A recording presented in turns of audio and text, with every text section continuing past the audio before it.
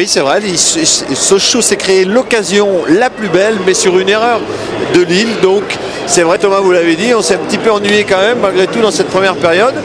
Espérons que les deux entraîneurs vont trouver le souffle nécessaire à insuffler à leurs équipes respectives. Oui, Sochaux, en tout cas, qui continue de jouer avec le frein à domicile. On va retrouver tout de suite Romain Pitot, le capitaine sochalien, avec Sébastien. Ouais, non, c'est Romain Rocheteau, c'est ça.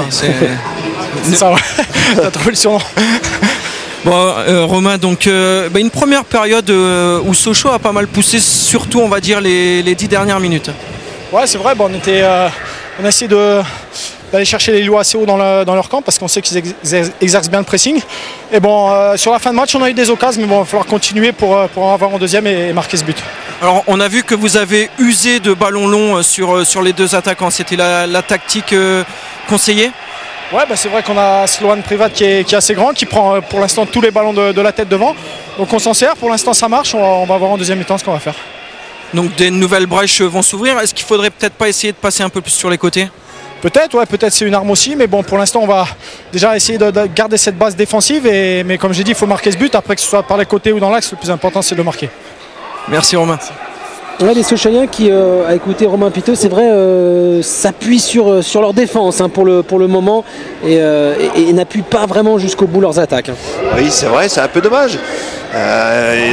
Pour moi, je pense que, mis à part voilà, ces quelques possibilités, c'est même pas des possibilités, je crois que Sochaux a la qualité intrinsèque, plus de percussion par un jeu au sol, un jeu à la sochalienne tout simplement, et le fait de jouer des longs ballons sur l'arrière-défense lilloise, bon, mis à part la faute de Bastos qui procure, c'est vrai, l'occasion, et là, si Sochaux avait marqué, on n'aurait pas pu constater que c'est grâce à ces longs ballons qu'ils avaient marqué, mais par une erreur. En tout cas, au vu de ces images, hein, la première période a été globalement dominée, maîtrisée par le LOSC. On a vu Desmélo, Vitex essayer, ici Bastos contrer, et puis très rapidement le contre et le choix de Privat de frapper au but. Oui, on voit. Voilà, là c'est la période où il y a eu quelques possibilités pour les Sochaliens, parce qu'ils ont mis une pression intéressante sur la défense, voilà, et Desmélo, une petite hésitation de Maliki.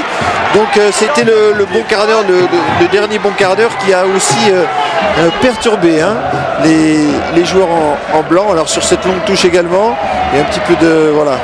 Et Privat en reculant sans élan, c'était difficile. En tout cas, on a vu Desmélo devant, on a vu Desmélo aussi derrière pour le travail défensif.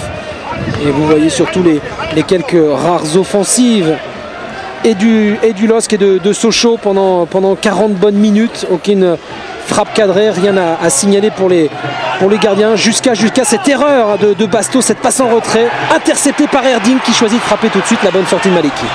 Très bonne sortie de Maliki avant tout. C'est vrai que Erding, à mon sens, aurait dû choisir la solution extérieure, crochet extérieur, et Maliki étant arrêté sur ses appuis, il aurait marqué dans le but vide, comme on voit si souvent, comme les attaquants le font.